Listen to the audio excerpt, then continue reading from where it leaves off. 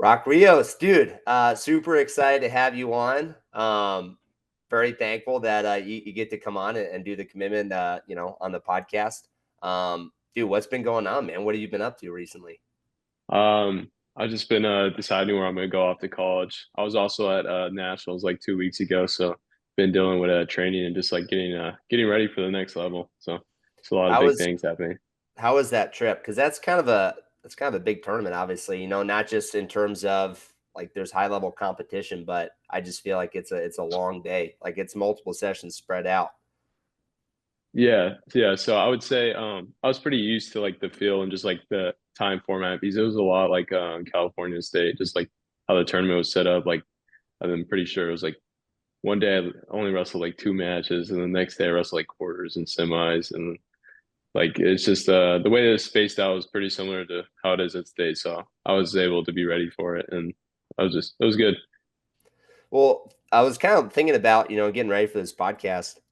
Just, your career, the last 4 years that you spent, at Frontier. It's like your freshman year, you wrestled up a weight, you're wrestling 182s as a freshman, but that's kind of, a pretty tough weight to be a freshman at. And, you lost in the match to go. And then your sophomore year, you went 2-2 at the state tournament and you had some good matches there.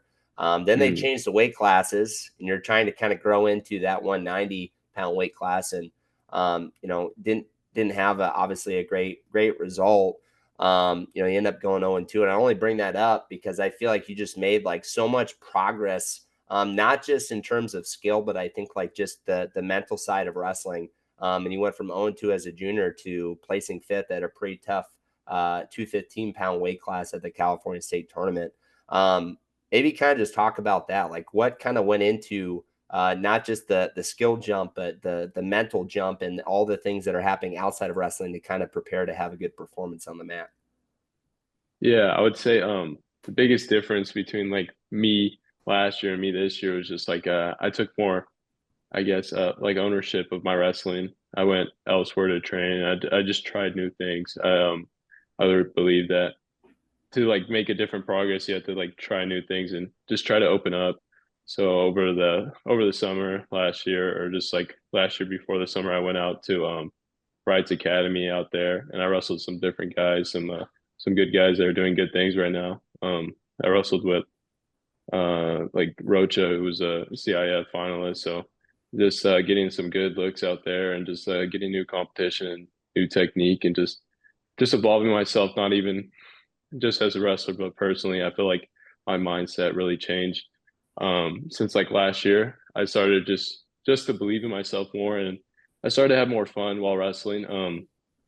I felt like last year I was putting so much pressure to do all these certain like things and expectations. For this year, I really just like sat down and just like enjoyed this year. Like I kind of soaked in like every moment, and I really think just taking ownership of my own wrestling, with the training, with eating, with lifting, and everything. I feel like that really helped me make those gains where I went from 0-2 to placing this year. Well, I think having that fresh perspective, there's one special guest. He's coming in right now. I don't know if you can see him. The other one's he just texted me. He's in the middle of a match right now. But I think getting those fresh perspectives are so important. And that's what I think is great about having the high school club dynamic is obviously you get, myself and Franciotti and Sheets and all of our high school coaches there in your corner. But then you get to mix it up and you get a whole new perspective with Jacob Wright. And, they're doing a really good job. And I think what's cool about that situation is, yeah, his brother coaches at Redwood, but he's not necessarily attached to the high school. Like he can kind of take a step back and really just be somebody that's in your corner for wrestling and for life. Talk about some of the mental stuff. Cause I know you have kind of a routine with journaling and, some positive self-talk that you do. How important do you feel like that is in terms of just building confidence in yourself and in your wrestling and in your training? I think it makes all the difference. Every day, I just practice like my mental game, and I'm always working at it. Like right now, it's a little excessive, but I have like five journals that I journal in every day. Like it's kind of crazy, but I'm always just working at it, and I believe my pre-match routine is just so important. Like telling myself like right before my matches the right things, and just like even the music or just like the feelings it's also important that to make myself compete at such a high level, I need to have these certain things that I know well, like I need like a good warm up, a good preset match, a good song to sing to before my match to help with the nerves. Just like all of it plays such an important role where I think that people like really underlook how much goes into making like such a thing that I feel like that also made a big difference between me and last year, just having that pre-match routine and those things I can just go to each match and just refocus. I know you listened to a few different songs. You told me one of them, but then I thought that was the song, and I hear you sing it, and I'm like, dude, that's not that song.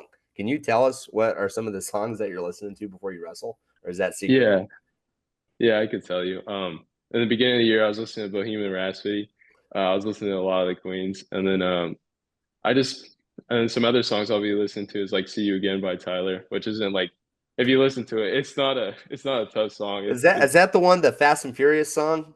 Like I'll see you again. No, it's not. But it's just songs I know. I know all the lyrics to it, and I just like I like seeing them before my matches because it helps with the nerves, and then it's just yeah, it's just fun to sing because you're with a smile, like you're making it less serious, and it's not that serious. So just some of those songs, and then I also listen to some Spanish music, some like Lechona, like some Lachona? Lechona. Yeah, just some stuff that I don't know. It's light and you could dance to it. And I think it's nice. Was that your walkout song this year too? Was it Yeah, it Lachona? was. Yeah. Yeah, it was. Carla, what do you think about that?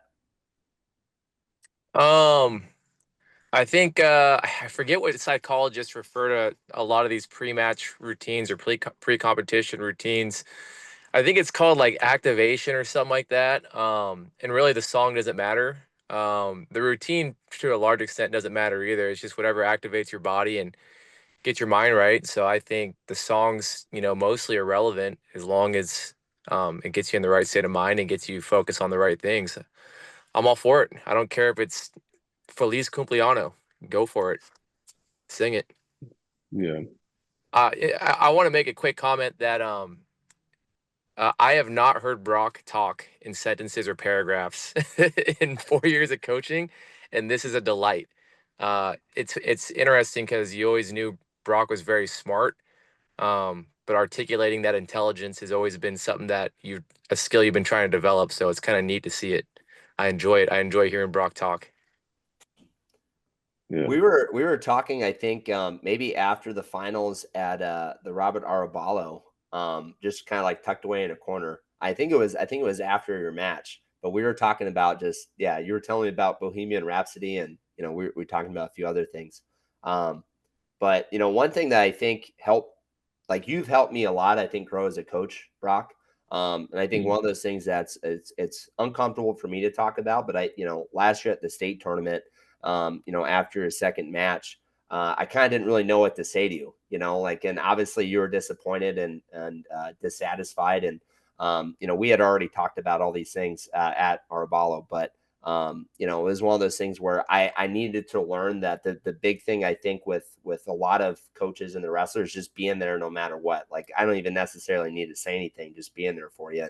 And it was an important learning moment for me. And I just want to thank you for kind of listening to me and trusting us through this process, because it's hard, and especially when you go through setbacks. That's always the biggest testament to, I think, to somebody's character, is how do they respond. And I think not just from last season, but even at the tournament itself, you had a very competitive quarterfinal match with a guy that, we hadn't really wrestled before, that's big, strong, and explosive. And you were still able to bounce back, and, you had a pretty good blood round match. When you think about your ability to kind of bounce back from setbacks, what I guess kind of goes into your thought process when it's time to, all right, like obviously this sucks, but how do I move forward?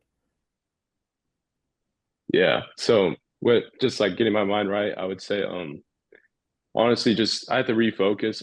I take a lot of deep breaths in and I just had to like visualize myself and bring myself back to that level of just getting ready to compete. And then another thing is that I kind of had to forget that it happened. Like especially at the tournament, I just forget that it happened, so I can continue to compete at that level, and just keeping it positive. Like I know that no match defines me as a person, and wrestling at the end of the day is just a sport. It's not going to define me as a person. So as long as I give my best effort, attitude, and aggressiveness, that's all I can ask for. So even if the match outcome isn't what I wanted, as long as I gave those three things, I could come away from the match knowing that I gave it my best effort, and that really has helped me as well. Just knowing that my match success isn't defined by wins or losses; it's defined by my effort, attitude, and aggressiveness. If you don't mind me interjecting, Brock, do you feel like knowing that's one thing and then executing that thought process when things get really tough are two different things? Like do you feel like throughout the season, maybe when you struggled in matches, getting back to that mindset of effort and gratitude and it doesn't define me, do you feel like it helped every single time, or do you feel like there's struggles sometimes to be consistent with that mindset?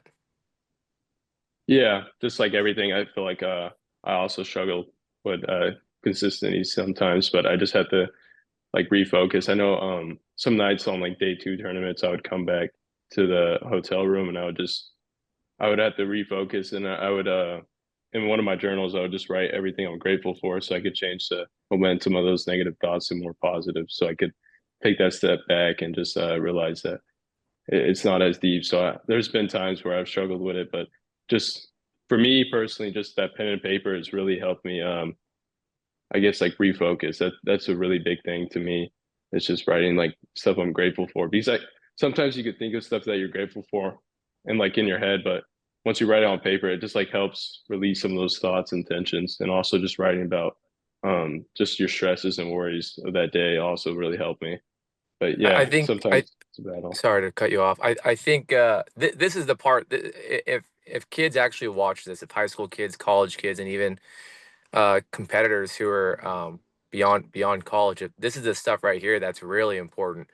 And I'm not trying to necessarily even challenge you or expose any struggles you were going through. What I was trying to do right there is really kind of dig into what are the techniques that helped you, because you made huge strides this season, mentally, physically, technically, and I think you alluded to mostly mentally, and those are the techniques that you were just saying a minute ago.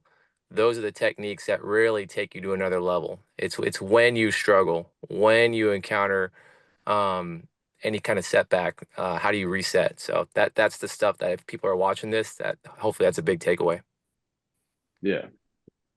And how much do you feel like moving up a weight this year might have helped your ability to kind of reset and refocus? You didn't have to spend as much time worrying about your weight. And dude, this is a separate question. I'm gonna go off on a tangent. How many Chipotle bowls have you had this year? Because I want to say it's at least like two bowls per night per tournament, like two the day before, two the Friday, and then two the Saturday. So so We need to get you an NIL deal for Chipotle, dude. I would 100% be down for that. That would be awesome. But I tried to keep count of it. Like I started in January, and then I just like got to a point where it was like 9 bowls, and I just like, all right, I just stopped counting. And so I don't know exactly how much, but it's a lot. I'd say maybe like a tournament, I'll go through at least 2 to 4 bowls of What's Chipotle, which is what's your order? What's your go-to? it's pretty plain, but it's just uh double chicken, rice, pinto beans, green salsa and lettuce, and then sometimes cheese. And that's it. No guac? No guac. Dude, you got to elevate your Chipotle game, dude. Get some guac. It's life-changing. Maybe. Well, let's kind of talk about this commitment process and your recruitment over this year. I know a lot of people that they're kind of into doing the early commitments, or sometimes people are down to wait. You kind of elected like, hey, I kind of just want to wait until the end of the season to really get your recruitment process started. I know some coaches have been reaching out to you and to us, and just trying to get some more information about you.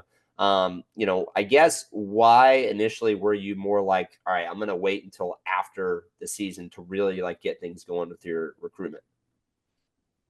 So the reason why like I kind of waited because I knew that I had goals I wanted to accomplish at state, and so I just knew that I needed to focus on what my goals first, and then from there I could decide where I wanted to go. So I was just all focused on the season, just getting better every day in the room. So I just wanted to push that aside uh, for now, and then I would focus on that once season was over because I was really committed to achieving what I wanted to achieve. And when you think about all the different schools that kind of reached out to you, what was your process in terms of like these are the kinds of schools that I want to go to? Like where was it like a big school, small school? If it was like a bigger campus, is that something that you're thinking about in the process? Or are you considering the academics part? Like I guess what were some of your big elements of the schools that you were looking at to ultimately why you end up choosing the place that you wanted to go? Yeah, I would say there's multiple factors that came in with my decision. I would say one of them was just like how far they could take me into like wrestling, and then academics. I just wanted a school that really believed in me, trusted me, and then they gave me the best resources to achieve what I wanted to achieve at the next level. So I was really into looking at like not just like the wrestlers they had, the coaches, um, just even like the other resources like academics, like they have like a academic director or just like recovery. Like they have everything that clicks a box. I wasn't really too concerned about the campus size or any of that. I just wanted a school that felt right for me, and that was a good pick. And then I would also say, my family is a big part of my life, so I wanted them to also like this school and feel like that it's a good fit for me. Like their opinions are really valuable to me because they've helped me so much along this journey. So they're also a big factor in helping me decide. And when it came down to it, I guess what were the final schools that you were looking at? So I narrowed it down to two schools. It was either CCB or Chattanooga, and those were the two schools because I feel like they gave me the best chance at the next level. And then I felt really I felt really close to those schools, and I really liked what I saw for both of them. So those were All my right. two. All right, man. Well, so Brock, where are you going to be wrestling next year? I'll be wrestling for Chattanooga University. That's Let's where I'll be Congrats, go, big going. man. guy. Thank you. Congrats. Thank you. Thank you. Hey, Brock, man. do That's you awesome. mind Go if ahead. I take a divergence from wrestling? Because one of the things I appreciate most about Brock is actually not his wrestling. It's a lot of his character stuff, and one in particular is his academics and his dedication to academics. So, that being said, I know this is a wrestling podcast, and I know you just declared your intentions on where you want to compete. But do you have any idea on what your major is going to be yet? Right now, my current plan is majoring in biology, and then hopefully from there going to med school and becoming a PA, a physician assistant. And Okay. that's currently what my plan is. Okay. By okay, I thought you were gonna go into what's the next level biology? Max Aguirre was gonna do it, and it was really really difficult. Man, what am I thinking of? Like Biomedical technology.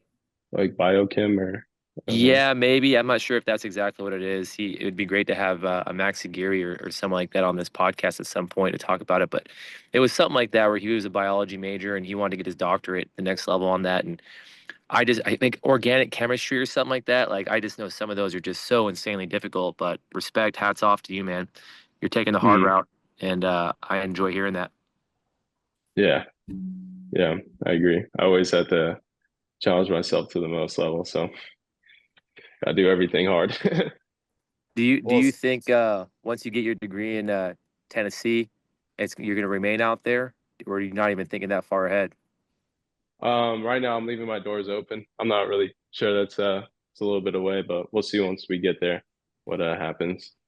That's cool, and I'm gonna give a quick shout out because I know this. I don't want to monopolize the podcast, but this is just maybe an opportunity. I don't want to take too much shine away from Brock, but Ethan Nas, who's also a senior, is graduating with Brock. He's not wrestling at the next level, but his intentions are to also get into medicine and also be a doctor. So we got two seniors graduating who are getting into medicine, which is really exciting. Like that's to me, like honestly, like wrestling's great, wrestling's amazing, and I wish you the best. But um, it's the character traits that you guys develop, you and Ethan both, and the fact that someday there's a really good chance that you'll be giving back and saving lives that really means a lot more. So that's really cool to hear. Yeah, I agree. I'm gonna let Jacob Wright hop on. Coach Wright, dude. So Brock just announced his commitment to University of Chattanooga, Tennessee. I guess what are your thoughts on that, and how have you seen this transformation? I guess that's happened this last summer and this season with Brock. Heck yeah! Congrats, Brock. First of all, proud of you, man. That's awesome. I'm excited you're taking that jump. I know it's not easy. Shoot, I was scared to take that jump too when I was transferring from Fresno State to Wyoming. That cause like I was older. I was already like 20, I think, and that was a scary moment for me too when I was doing that. So I know it takes guts, and I mean this is the time to do it. I would say, when you're young, take risk and have fun, and I think it's going to be a great opportunity. So I'm excited for it. I just wasn't familiar with any of the SoCon, really Campbell a little bit, and I looked into what Chattanooga has going on. So excited for Brock, man. Just congrats. I think, man, he's going to keep developing. I mean, he's a great kid to have in the room. Any coach that has him is going to be happy. You guys, I think we've all experienced it. He's always wanting to learn, asking questions, just like model student, just student of the game, just really, really good kid. So I think he's just going to keep transforming, and mostly because he wants it and the way he approaches it. Smart kid in the classroom too. That stuff, all skills transfers over. So yeah, I'm just excited for him, man. Just congrats, buddy. Thank you. It means a lot. Yeah. Hey, what was it like? I mean, because you guys have kind of done similar situations. I mean, Jacob, you were at Fresno State, initially stayed close to home, and then went to Wyoming, which is, it's a plane ride. It's far away. And Brock, you're kind of going to be doing the same thing. I mean, Tennessee is not that far away, in relative sense of the word, but it's a plane ride, I guess talk about that a little bit, Brock, like, being away from home, having to do things on your own, not being around the fam. Yeah. So when I was making my decision, I knew this was going to be a plane ride away and I would be away from home. But I personally believe that discomfort and just being in a situation that is like not comfortable helps you grow and just a lot. And I know that personally I'm going to grow from this experience. So I'm ready for it. I'm excited, and I'm ready to just grow as a person. I feel like just leaving home and trying to do my own thing will really help me develop, not only as a wrestler, but just me as a person in general. So I'm excited. I'm for it. Do you know what weight class they want you to wrestle yet next year? Yeah, so they want me to wrestle 197. That's where they want me to wrestle at. So that's where I'm gonna start getting ready for. Start hitting the weight room and getting my weight up and get ready for that. How much are you weighing right now? Right now I'm like 202. So with all your stuff on soaking wet or what? Maybe a little bit, but we'll see. I'm gonna try to get up to 210 and get ready for that. So what do you think about some of the jumps that you have to make to kind of prepare for collegiate wrestling? One, you just mentioned, strength and not necessarily building the size, but for sure the strength and continuing to put on just healthy weight. What else do you feel like you need to do to kind of just prepare for a collegiate season and get ready to compete at the next level? Yeah, I feel like just getting in that room and just working on. So I know it's a lot different than high school, and just like setting up my moves, like it's going to be like three moves deep, or just like setups are going to be a really important thing. So I would say like getting on the next level, I'm really going to have to focus on setting up my shots more. Just working on that hand fight. I feel like hand fight is going to be really important for the next level. So hand fight, and then I would say I need to work on bottom so no one can hold me down. So those are probably the two biggest things I really need to focus on. But hand fight for sure. Well, Brock, before we kind of wrap things up, I just want to give Carlo and Jacob just kind of anything final you guys want to add before Brock gets the last word. I'll say that the jump that Brock made from junior to senior year is probably one of the biggest jumps I think I've ever seen. It's up there at least. Maybe Trent Tracy had a similar jump, but it's more built on foundation. Like it wasn't accidental, right? Like people might be looking at Brock and they might be thinking, well, he's just a senior. It was just his time. It was just so much more than that. I mean, the work that you know, when we brag about you behind your back, that we talk about what you did is tremendous. The attention to detail, all the extra, the self motivation, and really it's the right mindset. It's not just tough and not just hard work. It's, you know, the gratitude that you're talking about, the focus on effort over winning, and everything else that went into it. Even the diet. It was just a tremendous year, and for those who think that things just happen, um, no, it takes a lot of hard work and dedication and discipline, and these are things that you kind of take with you for the rest of life. So I'm really proud of you, Brock. I'm proud of what you accomplished, but really the accomplishments just it's just emblematic of everything you built along the way in terms of character. So proud of you, buddy. Thank you. Thank you.